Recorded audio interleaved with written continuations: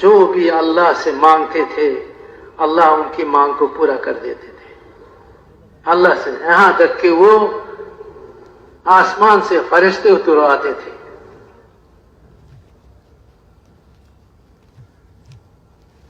بدر کے میدان میں 5000 فرشتے اترائے صحابہ کرام دعاؤں سے۔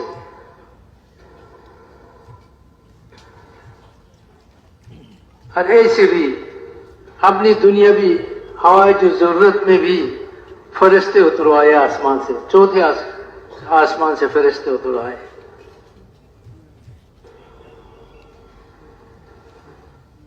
اس دعوت کی محنت کی برکت سے دعاؤں کی قبولیت حاصل ہوتی ہے، بندوں کے اللہ کے ساتھ تعلق اور رابطہ قائم ہوتا ہے، اور یہ تعلق اور رابطہ جب مضبوط ہو جاتا ہے تو پھر بندے جو اللہ سے مانگتے ہیں اللہ وہی کر کے دکھاتے ہیں۔ تو ہم بھی اس محنت کے بارے میں یہ نیت فرمائے، ارادہ فرمائے کہ ہمیں تو بھائی یہ محنت موت تک کرنی ہے، موت تک کرنی ہے، اس محنت کو لے کر ہمیں موت تک چلنی ہے۔ اس محنت کے لیے جان کی قربانی، مال کی قربانی صحابہ والی طرز پر ہمیں دینی ہے۔ جب صحابہ والی طرز پر صفتوں کے ساتھ ہم اس محنت کو کریں گے تو انشاءاللہ اللہ تعالی ہمیں بھی دعاؤں کی قبولیت عطا فرمائیں گے، کہ اللہ کی طرف سے قبولیت جو ہے وہ آئے گی۔ صحابہ کرام رضوان اللہ تعالی علیہم اجمعین اللہ کے راستے میں چلتے تھے اور اللہ سے مانگتے تھے تو اللہ تعالیٰ ان کی مدد فرماتے تھے، باوجود ظاہری اسباب کی کمی کے ساتھ اللہ ان کی مدد فرماتے تھے اور وہ ہر میدان میں کامیاب ہوتے تھے۔ ہم بھی اگر اس محنت کو انبیاء صلی اللہ علیہ وسلم جن صفتوں کے ساتھ کیے ہیں اور حضور صلی اللہ علیہ وسلم نے جن صفتوں کے ساتھ اس محنت کو کیے اور صحابہ کرام کو اس محنت کی جو ہے محنت کو سکھائے اور صحابہ کرام جن صفتوں کے ساتھ اس محنت کو کیے ہیں، ہم بھی اگر انہی صفتوں کے ساتھ اس محنت کو سیکھتے ہیں اور کرنے میں لگ جاتے ہیں تو پھر اللہ تعالی ہماری بھی اسی طرح کی مدد فرمائیں گے، نصرت فرمائیں گے جو صحابہ کی اللہ تعالیٰ نے مدد فرمائی ہے، ان کی نصرت فرمائی ہے۔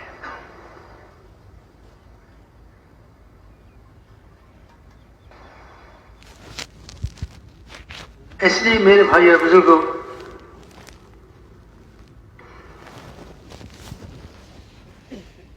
ہماری نظر جو ہے اسباب سے ہٹ کر اللہ کی ذات پر آوے، اور جو ہے اسباب سے ہٹ کر اعمال پر آوے، اور دنیا سے ہٹ کر آخرت پر آوے ہماری نظر۔ آج تو ہماری نظر جو ہے وہ دنیا اور دنیا کی چیزوں پر ہے،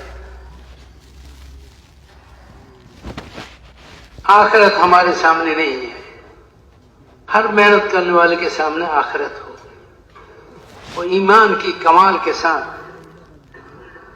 اور اللہ اور اس کے رسول کی اطاعت کے ساتھ اور عبادت کی پابندی کے ساتھ اور اللہ کے ذکر کے ساتھ اور اللہ والی علم کے ساتھ اور اخلاق کے بلندی کے ساتھ اور معاملات کے صفائی کے ساتھ اور معاشرت کے پاکیزگی کے ساتھ اور اخلاص اور للہیت کے ساتھ اور صحابہ والی جذبے کے ساتھ جان و مال کی قربانی ہو۔ اس راستے میں ہم صحابہ والی نقش پر جان و مال کی قربانی دیتے ہوئے اس کام کو لے کر ہم چلتے ہیں تو اللہ تعالیٰ کی وہ مددیں اور وہ نصرتیں جو 1400 سال پہلے صحابہ کو ملی تھی آج بھی وہ مددیں اور نصرتیں میں ہمیں ملے. اللہ تو وہی ہے نا جو اس زمانے میں تھے. اللہ کے ذات میں کوئی تغیر تبدل نہیں, اور اللہ کی سنت میں بھی کوئی تغیر تبدل نہیں ہے. وَلَن تَجِدَ لِسُنَّةِ اللَّهِ تَبْدِيلًا وَلَن تَجِدَ لِسُنَّةِ اللَّهِ تَحْوِيلًا. اگر ہم نے صحابہ کرام والی جذبے کے ساتھ اور ان صفتوں سے متصف ہو کر اس محنت کو کرتے ہیں جن صفتوں کے ساتھ انبیاء علیہ السلام نے اس محنت کو کی ہے اور حضور صلی اللہ علیہ وسلم نے کی ہے, اور صحابہ نے حضور کی نگرانی میں اس محنت کو سیکھ کر جن صفتوں کے ساتھ اس محنت کو کیے ہیں, جن جذبات کے ساتھ اس محنت کو کیا, اگر ہم بھی ان صفتوں کے ساتھ اور ان جذبات کے ساتھ کرتے ہیں تو پھر وہ مدد و نصرتیں جو صحابہ کو حاصل ہے وہ ہمیں بھی حاصل ہو جائے. آج بھی یہ کوئی غیر ممکن بات نہیں ہے, یہ ممکن بات ہے. اب ہمارا جو اللہ کے راستے میں نکلنا ہے 4 مہینے کے لیے, 7 مہینے کے لیے, سال کے لیے, اندرون اور بیرون میں, یہ کام کو سیکھنے کے لیے ہے, ان صفتوں کا اپنے اندر پیدا کرنے کے لیے ہے. یہ 6 نمبر والی زندگی اپنے اندر لیتے ہوئے دعوت کی محنت, یہ داعی کے صفات ہیں. یہ 6 نمبر ہر دعوت کی محنت کرنے والے ان صفتوں سے آراستہ ہو کر دعوت دیں.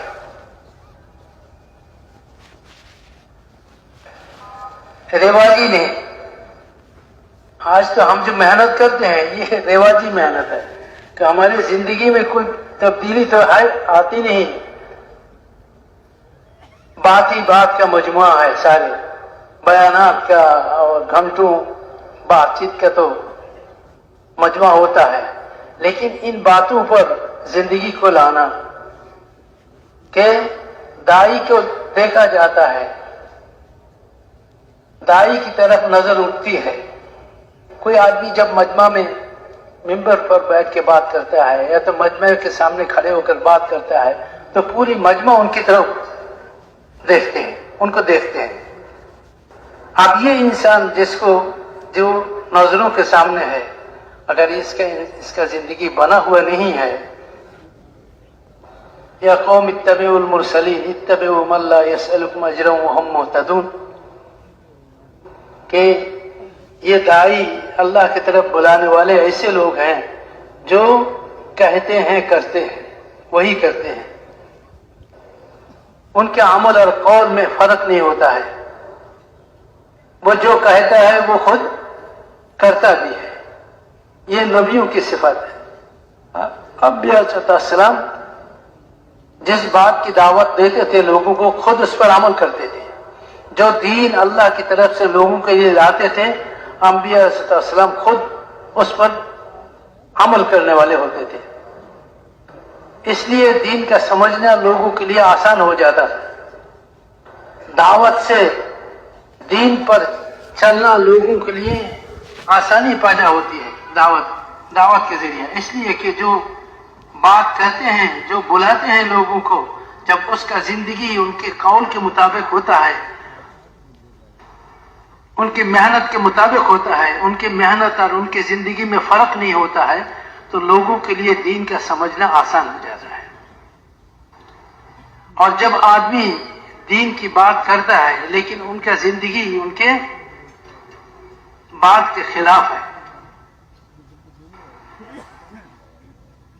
تو دین کا سمجھنا لوگوں کے لیے مشکل ہو جاتا ہے کہ دین کون سا ہے, یہ آدمی کیا چاہتا ہے, یہ آدمی جو بات کر رہا ہے ہم سے کیا چاہتے ہیں.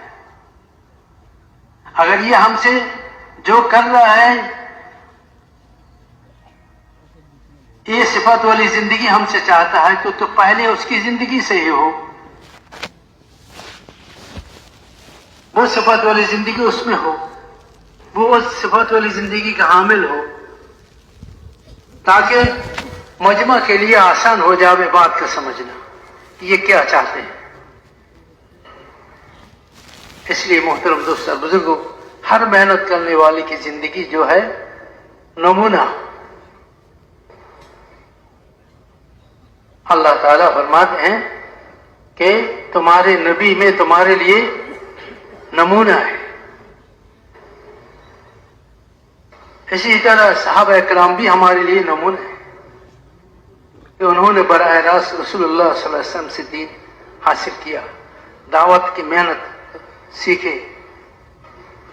तो हमने अगर सहाबा इकराम के नक्श कदम पर इस मेहनत को हमने किए और उन्हीं इन सिफतों के साथ इस मेहनत को किए, तो फिर अल्लाह ताला की वो मदद और नुसरतें हम पर भी उतरेंगे जो सहाबा पर उतरी थी।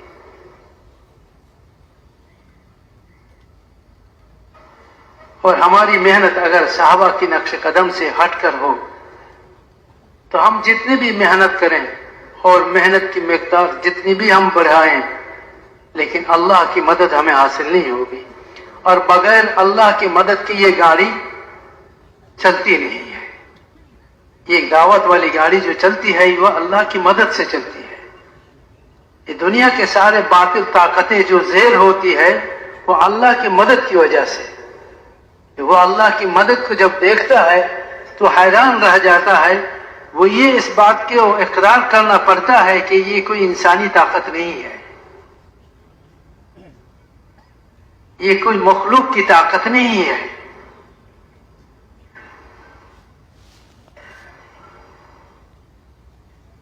हज़रत मौलाना यूसुफ इलियास साहब रहमतुल्लाह फरमाया करते थे कि ये मेहनत जो है तस्कीर आलम का नुस्खा है।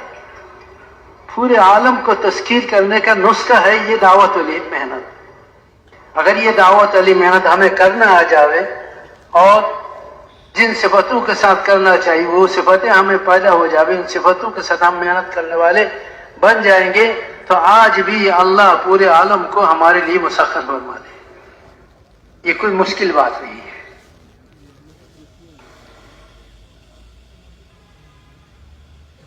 इसलिए मेरे मोहतरम दोस्त और बुजुर्गों, सबसे पहले जो जरूरी चीज है वो ये है कि हम अपनी जिंदगी को नमूना बनाएं पूरे आलम के लिए। हम पूरे आलम की तरफ भेजे हुए हैं।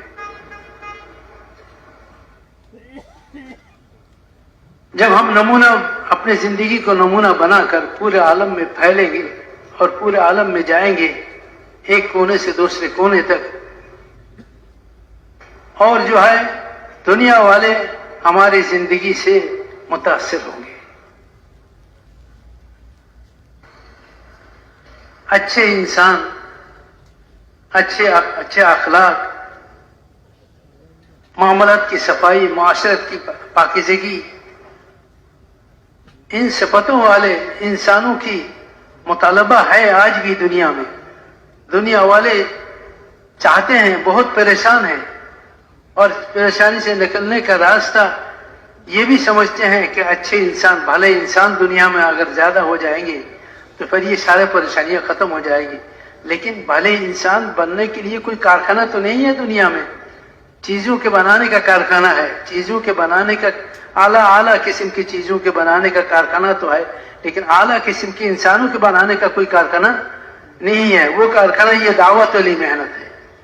तो हुजूर सल्लल्लाहु अलैहि वसल्लम ने इस मेहनत के जरिया उस जमाने के सबसे बदतरीन इंसान जो थे, खूनखार इंसान जो थे, भेड़िए और चीर फाड़ कर खाने वाले जानवरों की तरह जिंदगी गुजारने वाले जो थे, उन्हें इस मेहनत के जरिए रसूलुल्लाह सल्लल्लाहु अलैहि वसल्लम ने पूरी दुनिया के लिए नमूना बनाया। अगर बनना चाहो मेरे सहाबा की तरह बनो। असहाबी कन्नुजूम, असहाबी कन्नुजूम बेअय्यिहिम इक्तदैतुम इह्तदैतुम। लेकिन ये सहाबा कौन है? ये तो वही थे जो दुनिया की मुआर्रिफों की नजर में, दुनिया वालों की नजर में सबसे घटे हुए और सबसे बदतरीन और सबसे ज्यादा खूनखार और सबसे ज्यादा बदअखलाक थे। ये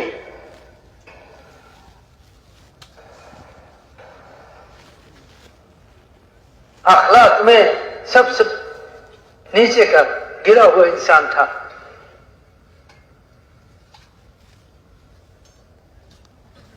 उनके उनमें मामलत की बिगाड़ और माशरत की गंदगी और जो है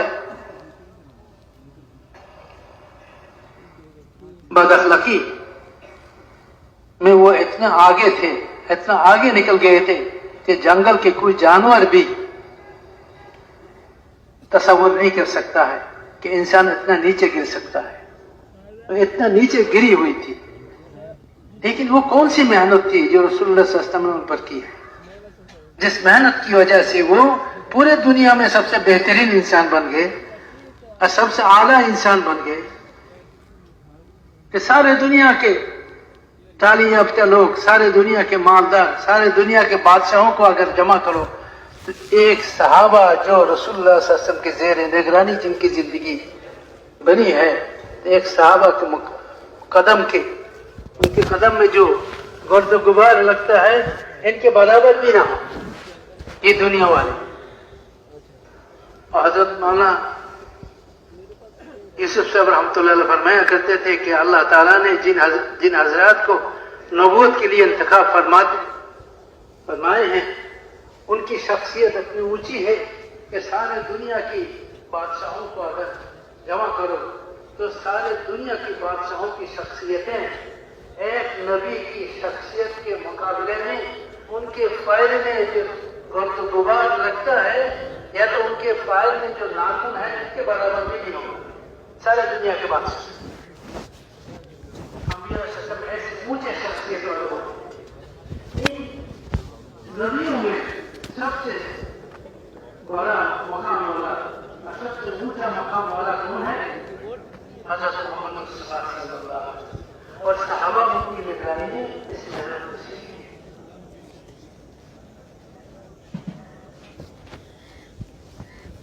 अब ये नंबर जो है ये वो सारे बात है जो सहाबा में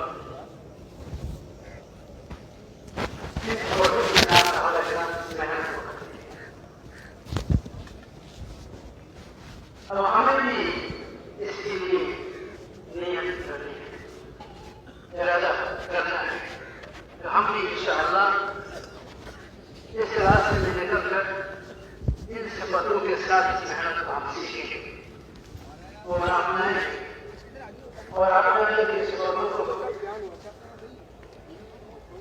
लेकर पूरी दुनिया में दुनिया की चर्चा करते हैं, पूरी दुनिया की पूरी दुनिया में हम फैल जाएंगे इंशाअल्लाह। और हमारे पास मेरा ज़ाहिर अखलाक की कमी है, कोई बात नहीं, सहाबा से कम नहीं है, सहाबा से बहुत ज़्यादा हमारे पास है। सहाबा के पास तो इतना भी नहीं कि वो तो रात को पेशाब करने के लिए बैठता है तो खड़खड़ाहट आवाज आती है तो देखता है कि एक चमड़ा है, जानवर का चमड़े का टुकड़ा है, उसको उठा कर लाते हैं, साफ करते हैं, पाक करते हैं, फिर आग में जलाते हैं, फिर उनको पानी में घोल कर पीते हैं। भूख की वजह से और मस्जिद नबवी में फजर की नमाज में भूख की वजह से सहाबा नमाज में गिर जाते थे। उनकी गिरने की आवाजें होती थी,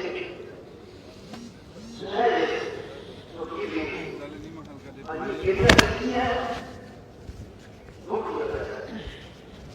और अबू हुरैरा रज़ियल्लाहु तआला अन्हु भूख की वजह से जमीन पर अपना पेट लगाकर पड़े रहते थे, भूख की वजह से। इतनी भूख तो आप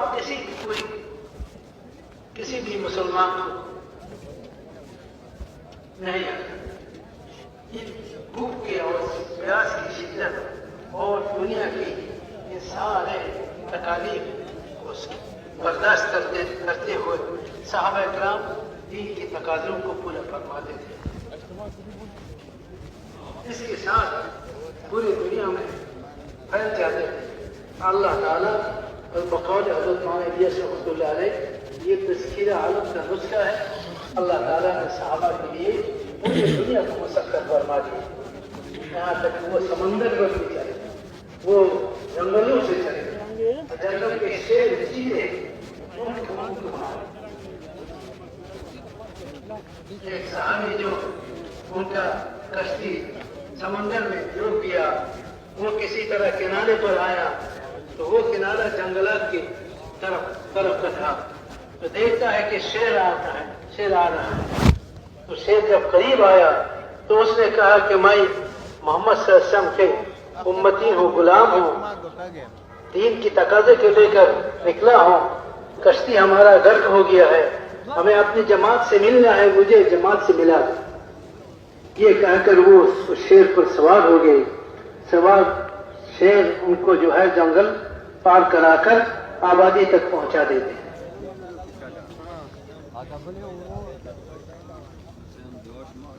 یہ یہاں تک کہ آسمان کے چاند سورج پر بھی ان کا جو ہے چلتا ہے.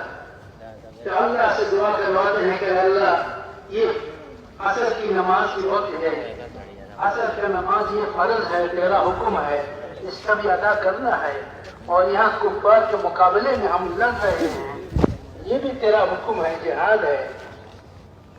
کہ اللہ ایسے فرما دے کہ دونوں پورے ہو جائے، دونوں حکم تیرا پورے ہو جائے. تو اللہ تعالیٰ نے صحابہ کی اس دعا پر آسمان کے سورج کو پھرا دیا. سورج پھر گئے اپنی جگہ پر، یہاں تک کہ جہاز سے فارغ ہو گئے اور صلاۃ عصر سے بھی فارغ ہو گئے. یہ تسخیر عالم کا نسخہ ہے. محنت یہ سب پورے عالم کا اگر مسخر کرنا چاہو تو یہ محنت ہے. پورے عالم کی نیت سے اس محنت کو سیکھنا ہے اور پورے عالم میں اس محنت کو لے کر جانا ہے.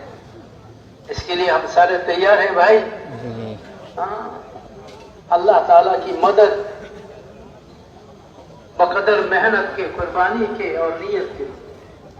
اگر ہم اپنے نیت میں سچے ہیں اور ہم محنت کرتے ہیں صحیح نقش پر، تو پھر انشاءاللہ اللہ تعالیٰ ان اللہ لا یخلف المیعاد، اللہ تعالیٰ وعدہ خلافی نہیں کرتے. ان عدتم عدنا وان تعودوا نعود. تم اگر شرط پورا کر دو گے میں بھی اپنا وعدہ پورا کر دوں گا. اللہ تعالیٰ فرماتے ہیں تم شرط پورا کر دو. جن شرائط کے ساتھ مشروط ہے میری مدد اور نصرت اور غائب تائید، اس کو پورا کر دو، میں بھی اپنی وعدہ پورا کر دوں گا.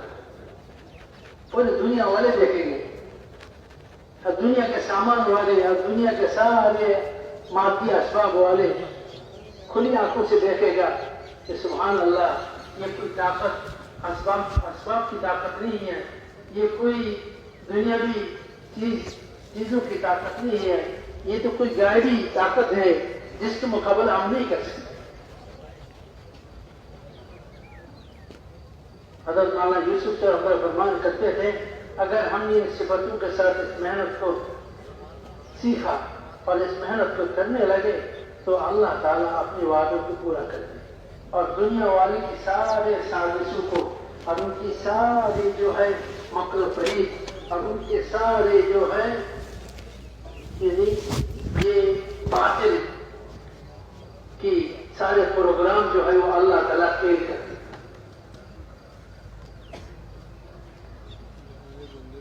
اللہ تعالیٰ فیل کر دے گا اور ان کی سازشوں کو انہی پر اللہ تعالیٰ استعمال فرما دیں گے.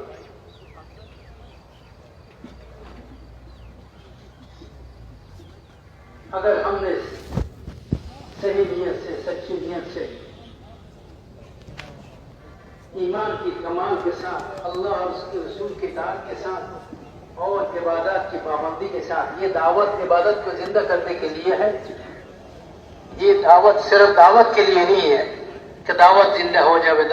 دعوت سے دعوت زندہ ہونا مقصد نہیں، دعوت سے عبادت زندہ ہونا مقصد ہے. سارے دنیا میں سب سے عبادت میں آگے انبیاء علیہ السلام تھے، اللہ کی عبادت کرنے والے، اللہ کے بندے، اللہ کو ماننے والے تھے انبیاء علیہ السلام 100%. تو اس دعوت کے ذریعے ہم میں بھی اطاعت کی صفت پیدا ہو گیا. اللہ کے اور اس کے رسول کی، یا ایھا الذین آمنوا اطیعوا اللہ واطیعوا الرسول، ایمان والو اللہ کے اور اس کے رسول کی اطاعت کرو. ہم میں بھی اللہ کے اور اس کے رسول کی اطاعت 100%. ہمارے دنیاوی زندگی کے ہر شعبے میں اللہ کے اطاعت ہو، آزادی نہیں بلکہ پابندی والی زندگی ہو ہماری. اسلامی زندگی، دینی زندگی آزادی زندگی نہیں ہوتا ہے، آزاد زندگی نہیں ہوتا ہے. اسلامی زندگی پابندی والی زندگی ہے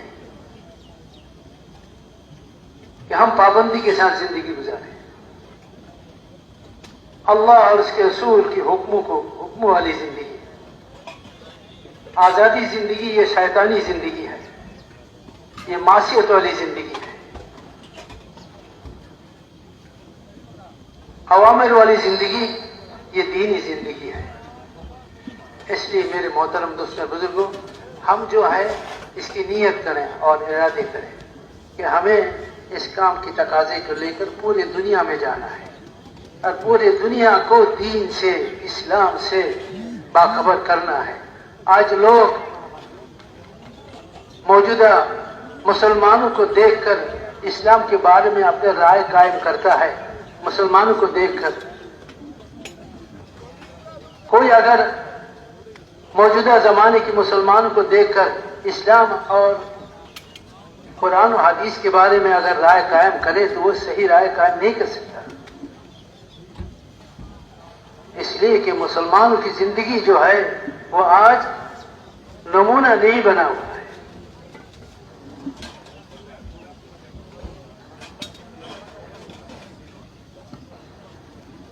ہم لوگ جو سن 83 میں سن 83 میں امریکہ میں گئے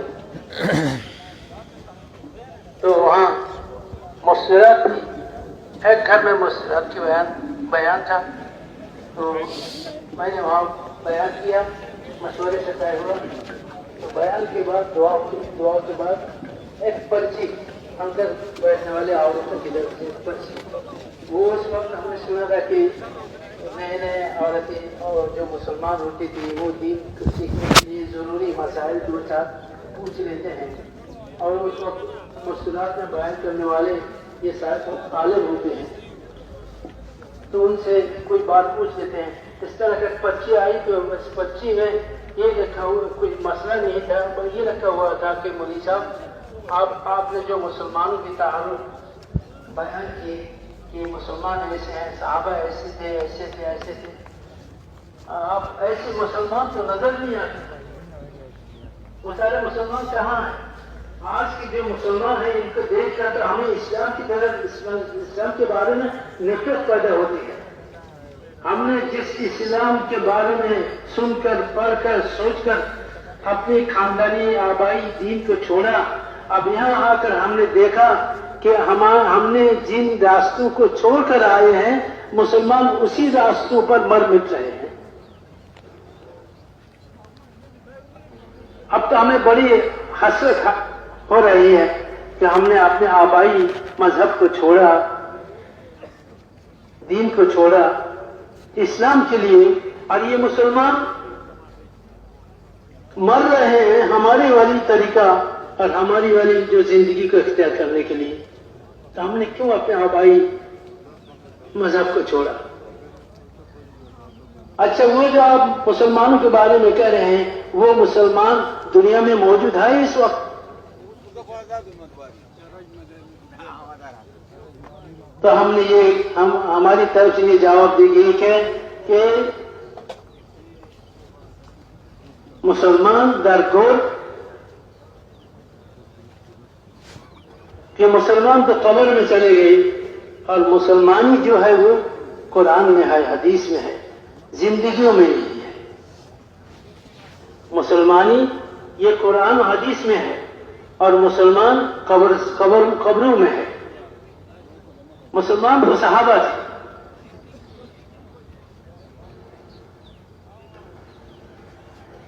100% صحابہ مسلمان، 100% مسلمان.